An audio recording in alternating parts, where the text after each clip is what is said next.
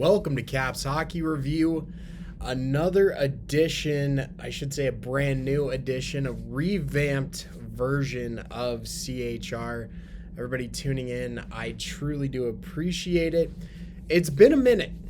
It really has been a minute. I believe the last time I did this was a free agency review back in July. So, been a minute, but finally back at it here on Caps Hockey Review. And I'm a bit late, obviously, with, the season underway already. The Caps have about 15 games under their belt. But I took some time away. I was working on some other things, finishing up school. So I am back. Will be doing this on a fairly regular basis. So all of you who have stuck with me here, I really do appreciate it. New viewers, welcome. Hope you enjoy. And off we go. Caps Hockey Review. Here we go.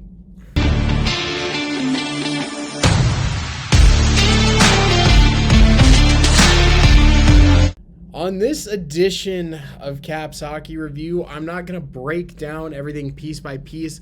What I am going to do is discuss what I think this team is and what their ceiling or their outlook is for this season based on what we've seen so far, some of the new additions they've made, how they've done, and, potentially what we could see moving forward beyond this season.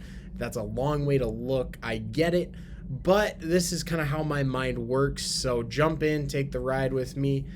And to start, the news we have to start with, it was a constant theme last season for this team: injuries. This edition of Caps Hockey Review is brought to you by the letter I: injuries and inconsistency. Two themes from last year that were way too common and we wanted to go away this year have unfortunately popped back up, and looks like they'll be here to stay for a while. Right off the hop, we have not seen Nicklas Backstrom or Tom Wilson yet this season.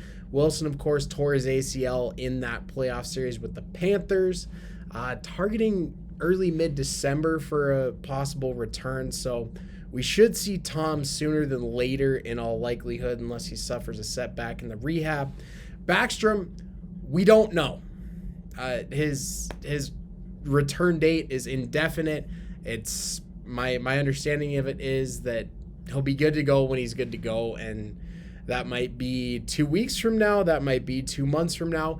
It may not be at all this season, though Backstrom has said publicly he is optimistic that he will play this year, as is Caps management. So we should see Backstrom. We will, in all likelihood, unless he suffers a major setback, see Wilson.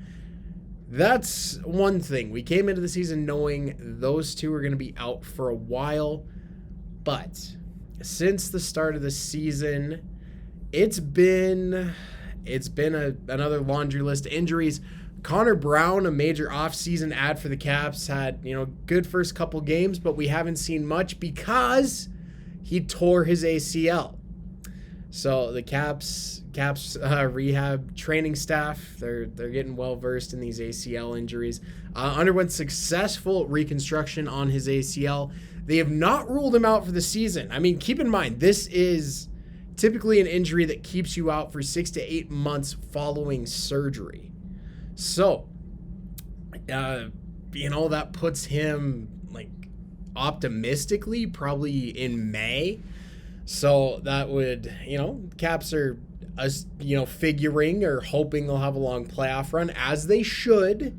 But we'll get to that. I don't necessarily share that sentiment.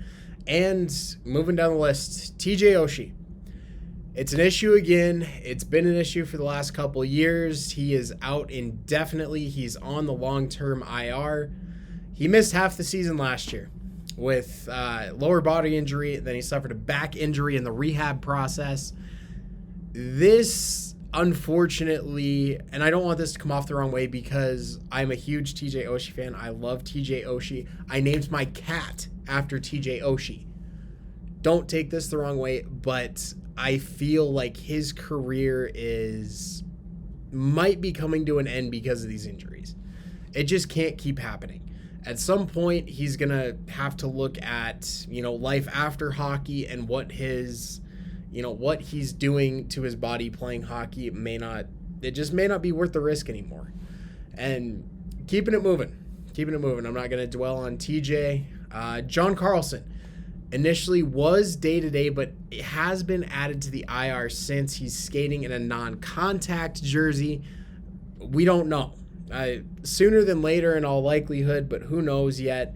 Dmitry Orlov was a game-time decision the other night for the Oilers game. He did not play, so he is, of course, also out. He's not on the graphic, but you get where I'm going. And finally, long list, Beck Malenstein, young guy for the Caps, brought up because of all these injuries at the forward position. In turn, broke his finger, will miss the next 6 to 8 weeks because of that. So that takes us out of injuries. And speaking of young players, Beck Malenstein has gotten his looks this season. Other young guys we got to talk about. First up, Alexei Protas made the team out of training camp. A great job by him. We saw him last year a fair bit due to all the injuries. And it looks like he's here to stay. The coaching staff looks like they really like his play style. Big, physical, kind of speedy guy. He can put the puck in the net. That's what Laviolette typically likes in his forwards. Joe Snively as well. We haven't seen much of him, and I'll throw Connor McMichael in there too. We have not seen much of McMichael. The Snively thing surprises me because he was actually pretty consistent last season. I expected we'd see a little more. And, of course, Connor McMichael, the ever-polarizing prospect. In a lot of ways, he's probably the Caps' most promising prospect, certainly at the forward position.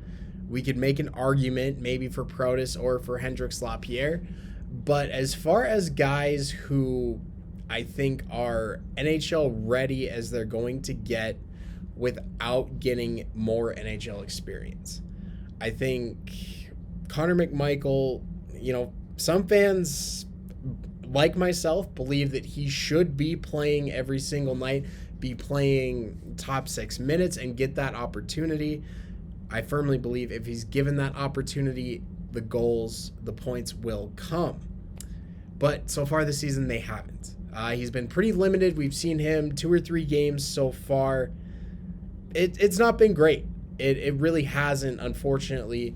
And as a result of that, he's found himself in the press box. Now, my problem with this, Connor McMichael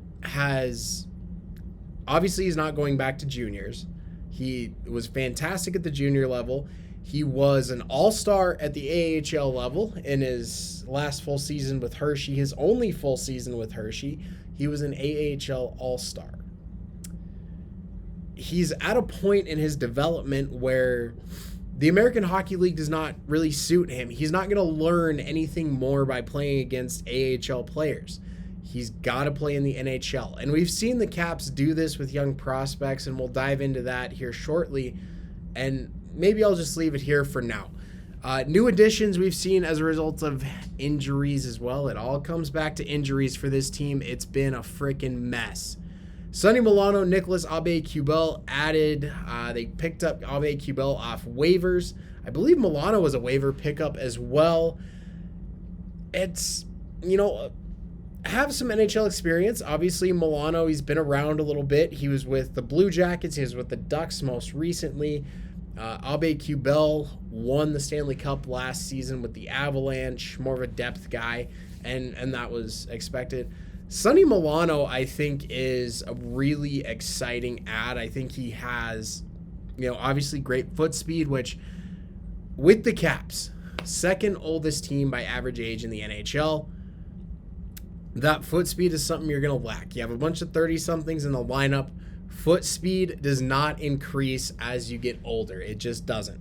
So having Milano, he has great foot speed. He has good touch around the net, can really, really finish in those tight spaces. So I'm excited for these two, especially, considering Connor Brown's out for a while. TJ Oshie, by all measures, is out for a while, and Nick Backstrom's still out.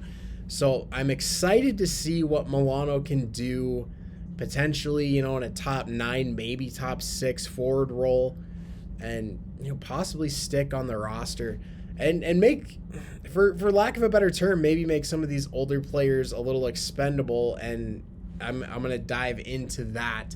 But what have we seen so far from the Caps this season? Aside from injuries, inconsistency. This team has struggled mightily to put together a full 60 minutes of good competitive hockey. It just hasn't happened much this season. There, 2 or 3 games I can count where they have been good from opening puck drop to final horn. It just hasn't happened this year. They've been up and down. They've had trouble in their own end of the ice again. Now, goaltending has improved. That's one inconsistency we're not too concerned about at this point. Darcy Kemper and Charlie Lindgren have certainly solidified that back end quite a bit more than Ilya Samsonov and Vitek Vanacek did these last couple seasons. So goaltending is great. D-zone play, transition play through the neutral zone, not so much. So we're still seeing the Caps losing games, giving up costly goals, and it's not because the goaltender's given up a soft one. The goaltender's given up given up a goal and a really great scoring chance for the opposing team because the Caps once again cannot get the puck out of their own zone, turn the puck over in their own end of the ice, and continue to make these mistakes. So, I'll just say this. I'll make my prediction for the Caps season right now. They will miss the playoffs. That's my prediction. That's my opinion. It may be dead wrong. It may be very, very accurate. We'll certainly find out. But from what we've seen so far, the Caps sit right at 500. They are currently not in a playoff spot. Now, there's a lot of racetrack left. They could certainly make the playoffs. They could win the Metropolitan Division. They could win the President's Trophy for all we know. But based on what we've seen and what hasn't changed that was kind of expected to change, I just don't see it. I think this is the year the age finally catches up. Ovi continues to defy age. Him I am not worried about. It's all the other 30-somethings in the lineup that have me concerned. So, why am I saying this now? Why am I picking them to miss the playoffs now? They improved the goaltending. That's great. That's awesome. Yes, they did. They really, really did improve their goaltending. But goaltending does not exist in a vacuum. Darcy Kemper and Charlie Lindgren are each above .915 for total save percentage, a marked improvement over Ilya Samsonov and Vitek Vanacek last year. They both hovered around that 900 mark. So very, very good improvement there, but they're still losing games. And so far this season, they have lost games hand over fist in the last 2 weeks. So putting all of this together, Caps management, and that's where I'm headed with this. Peter Laviolette is working on an extension with the Caps by, rumor mill, if nothing else. I got to be honest, I thought the new contract for Lavi would be dependent on whether or not they make the playoffs, how far they go if they do make the playoffs. Maybe that's not the case, and I think that's how it should be, if I'm honest. This whole mess, if they do miss the playoffs, I would not put it at Peter Laviolette's feet. I would not put it on anybody on the coaching staff's collective feet. I would put it on general manager Brian McClellan and the entire front office for the simple fact that they've had a built-in excuse for about the last 3 years. COVID, shortened seasons, lots of travel, all these weird things, restructured divisions. And last year it was young goalies. they had the built-in excuse last year that the goalies are young and they're inconsistent, and it's ultimately what's going to cost this team. The excuses are gone. Goaltending's great. You don't have a lot of young guys in the lineup, and I think that's ultimately the fatal flaw in this team's inability under Brian McClellan's watch to develop their young talent is going to sink this team. That's all my prediction. I could be dead wrong. I'll say it right now. I could be dead wrong. But based on what I've seen and everybody else has seen and the trend that this team has been on, this downward slope for the last couple of years, I don't think they're heading back up without a major overhaul. So we'll find out. We will, in fact, find out. But why could this be a great thing for Washington to miss the playoffs? Well, a couple things. First, you finally have to admit there's a problem with your organization. We've sat and watched year after year as young, talented players have left the Capitals organization either via trade or free agency, and they have consistently played prominent roles on other NHL rosters. Travis Boyd, Jacob Vrana, Chandler Stevenson, Andre Burakovsky, to name a few. Now, Vrana not playing right now, dealing with some personal issues, wishing him nothing but the best as he fights to get back to hockey, but he's got to take care of himself off the ice first, and that is certainly more important than hockey right now. He's got plenty of hockey left, plenty of NHL hockey left. He needs to get it right off the ice. So all the best wishes for him. This might finally be the chance. The Caps had an opportunity this offseason, and Dylan Strome, I'll say this. Dylan Strome looks like a fantastic free agency ad. 6 points in his last 5 games. He seems to put up a goal or an assist every single night. He has been fantastic. I am not dumping on Dylan Strome. I mean, Connor Brown, you can't really say anything about because he hasn't played much, but the indication was good for Connor Brown. But I think bringing back Marcus Johansson, keeping Lars Eller, I don't like it. This is an old team, and it's a young man's league. Speed and skill wins in the NHL these days, and your average age being what it is, and so many guys over 30, I just don't see it working out. Ultimately, when you stack the Caps up against some of the best in the NHL, the Rangers, the Avalanche, the Lightning, the Bruins have been great this year, the Hurricanes, I don't think they stand a chance. So we will see all of that in due time. Now, some other maybe good things that come from missing the playoffs. Organization admits there's finally a problem. The Caps currently have on their roster right now 15 players who are on expiring contracts.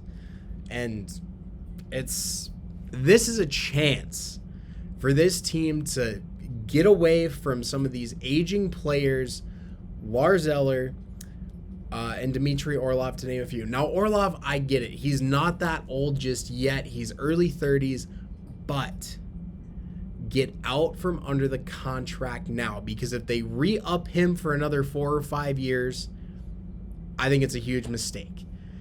Get out from under these couple of bad contracts, reload, get some young guys in here, whether it's by free agency, because it's certainly not coming from the Caps system by all indication. Sidebar here quickly. Why have the Caps been so good for so long, since consistently making the playoffs for like the last 15 years? They started with a core group, Ovechkin, Backstrom, Semin, and Mike Green.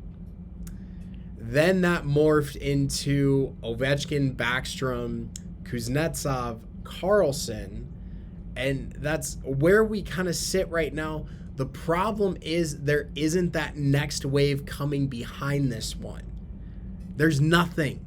unless McMichael and LaPierre really, really hit and maybe an Alex Alexiev really hits, I just don't see it. This team is out of prospects to reload this roster with, and that's why I think they're headed down. So I got all that out. But expiring contracts are a blessing in disguise, I think, for the Caps right now, because a lot of these guys I don't think you're going to re-sign.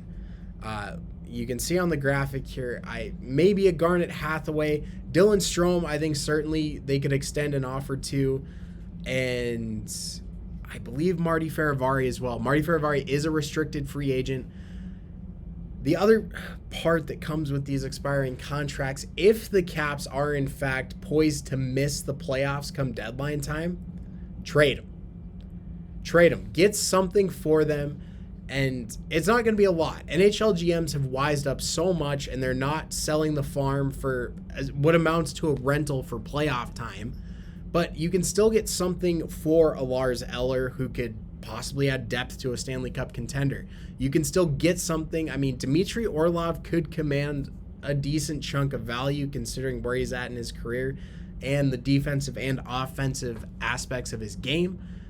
That's great. If that works out, I'd love to see it. Personally, I want the Caps to miss the playoffs and see some of these things that I'm saying take place, because I think they will set the Caps up to maybe not have to blow everything up before Ovi and Backstrom are done. They can retool, reload quickly, and maybe push themselves back into that contender mode.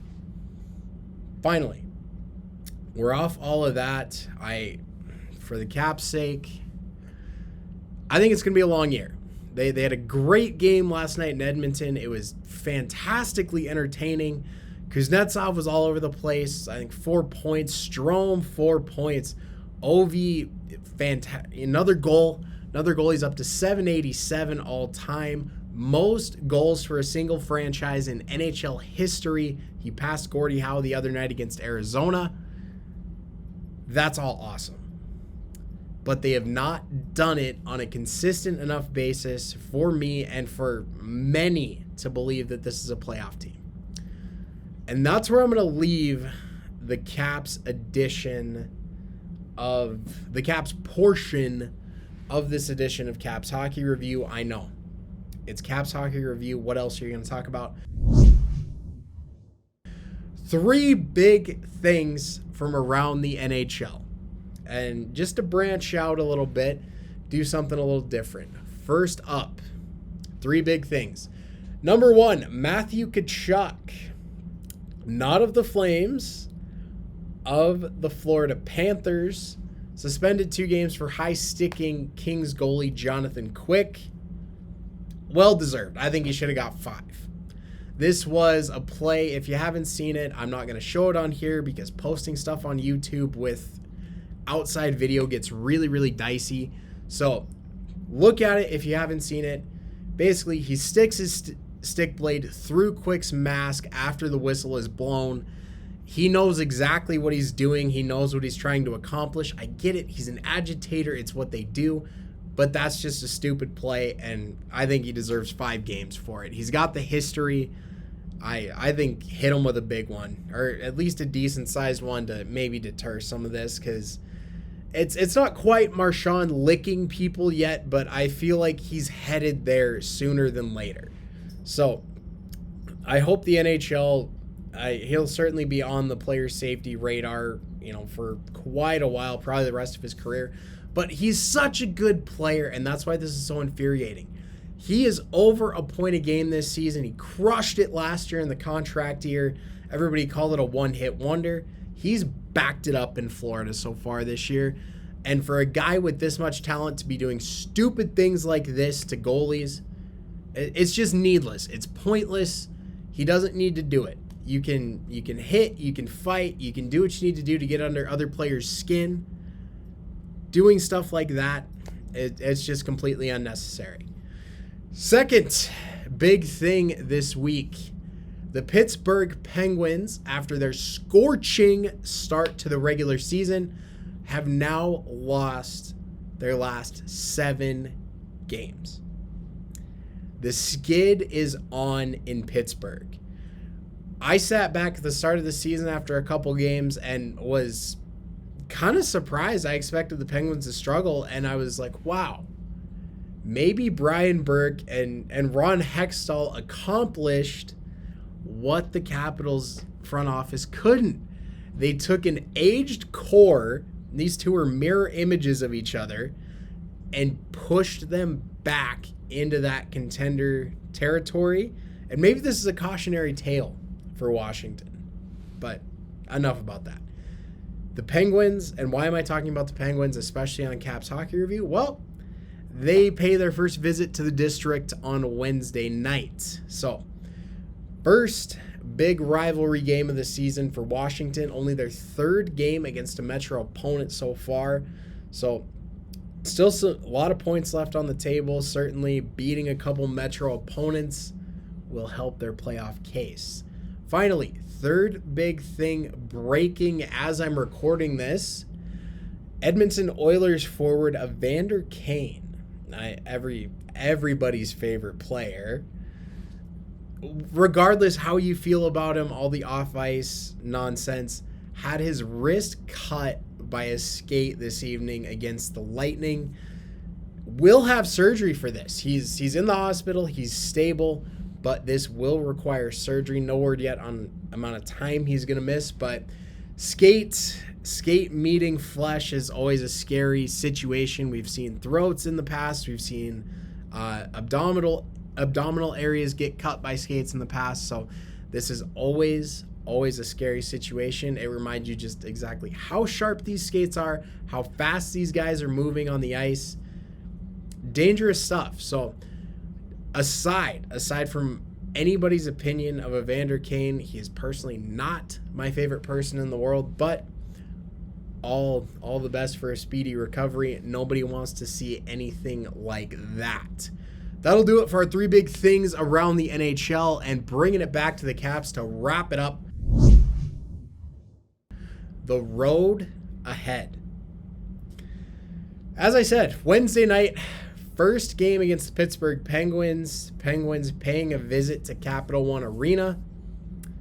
It's an important one. I mean, these two are, neither of them are currently in a playoff spot, but as I always say, the points are always important to bank when you can. So beating a Metro opponent, beating a rival, there's nothing like a good rivalry game to get you going.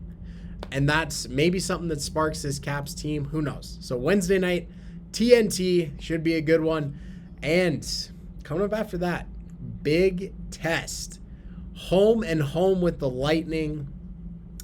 That's big. The Lightning are, of course, 3-time defending Eastern Conference champions. We have to say that now since the Avs beat them in the finals last year. But big test for the Caps. This is a measuring stick game. Measuring stick games. I don't know. I don't think they're going to go well. This Lightning team looks real surly over how last year ended, and they look like they're on a mission to get back and capture that third cup. So, or I should say fourth total, but third for this core group. So, big games coming, everybody. Enjoy them. I will be back with you in the next, probably these next 3 games, breaking it down a little more. And as always, my friends, thank you for tuning in. Fan questions. We can do fan questions again. Leave it in the comments below. Like, subscribe, all of that good stuff. I will be back with you following these Lightning games. And until next time, as always, go Caps.